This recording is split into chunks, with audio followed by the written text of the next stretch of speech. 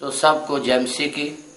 सर्वशक्तिमान परमेश्वर का हम आज के दिन के लिए धन्यवाद करते हैं जो उसने हमें आज अच्छा समय दिया है कि हम सब मिलकर परमेश्वर की आशीष को प्राप्त करें। और मेरे भाई बहनों, जब हम अपने आप को परमेश्वर के हाथ में देते हैं तो परमेश्वर अपना अनुग्रह हमारे ऊपर करता है। हमारे ऊपर नहीं बल्कि हमारे द्वारा परमेश्वर अपना अनुग्रह हमारे घराने के ऊपर, हमारे नगर के ऊपर, हमारे समाज के ऊपर, हमारे डिस्ट्रिक्ट के ऊपर, हमारे स्टेट के ऊपर, हमारे देश के ऊपर और पूरे संसार पर करता है। जैसे परमेश्वर के पवित्र वचन में मलाकी भविष्यवक्ता ये कहता है कि जब धर्म का सूरज उदय होगा तो उसकी किरणों में शिपा होगी।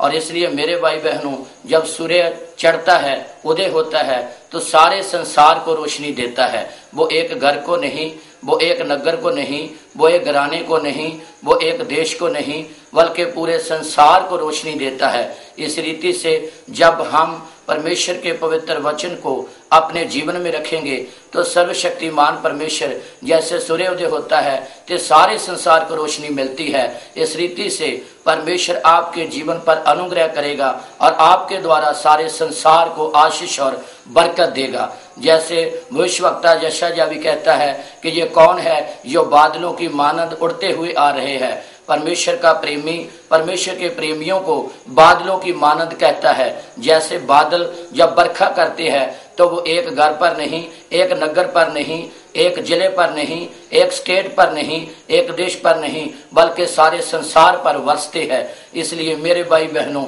जब हम परमेश्वर के साथ अपना रिश्ता बनाएंगे तो परमेश्वर आप पर अनुग्रह नहीं करेगा, बल्कि आपके द्वारा आपके डिस्ट्रिक्ट, आपके स्टेट, आपके देश और पूरे संसार पर अनुग्रह करेगा। इसलिए हमें जरूरत है कि आज हम पूरे ध्यान से परमेश्वर के पवित्र वचन को सुने। और जब हम परमेश्वर के पवित्र वचन को अपने जीवन में रखेंगे तो सर्वशक्तिमान परमेश्वर हमें बुराई से और अलग अलग मुश्किलें और परेशानियां और रोगों से छुटकारा देकर हमें संसार के लिए बरकत का कारण बनाएगा। इसलिए हमें पूरे ध्यान से परमेश्वर के पवित्र वचन को सुनने की जरूरत है, क्योंकि परमेश्वर का पवित्र वचन उस बरखा की मानद ही है। जैसे जमीन पर बरखा होती है तो जमीन पर खुशहाली आ जाती है, इसी रीति से जब हम परमेश्वर के पवित्र वचन को अपने जीवन में रखेंगे हमारे जीवन में भी शांति और आनंद आएगा और हमारे घर और घराने और समाज में और देश में भी परमेश्वर अनुग्रह करेगा। इसलिए मेरे भाई बहनों, आज भले हमारी कितनी भी मुश्किलें और परेशानियां हो, वो सब का हल करने की सर्वशक्तिमान परमेश्वर समर्था रखता है। शर्त है कि हम परमेश्वर के पवित्र वचन को अपने जीवन का आधार बनाएं।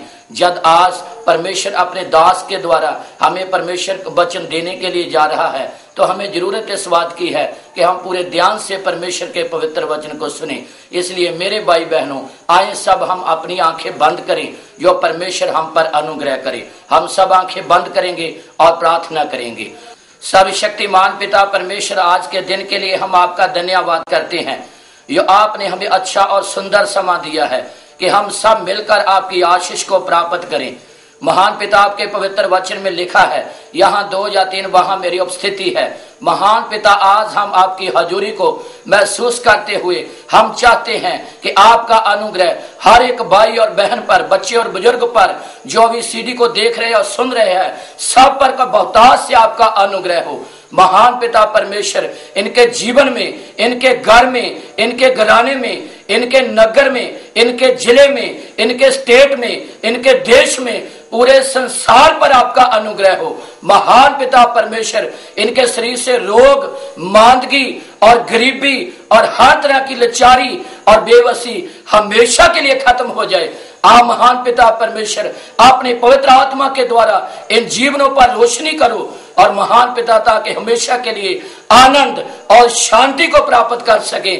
और सर्वशक्तिमान पिता परमेश्वर, आपका अनुग्रह बहुतायत से इनके जीवन में प्रकट हो, ताकि सब लोग आपकी शांति और आनंद को प्राप्त कर सके।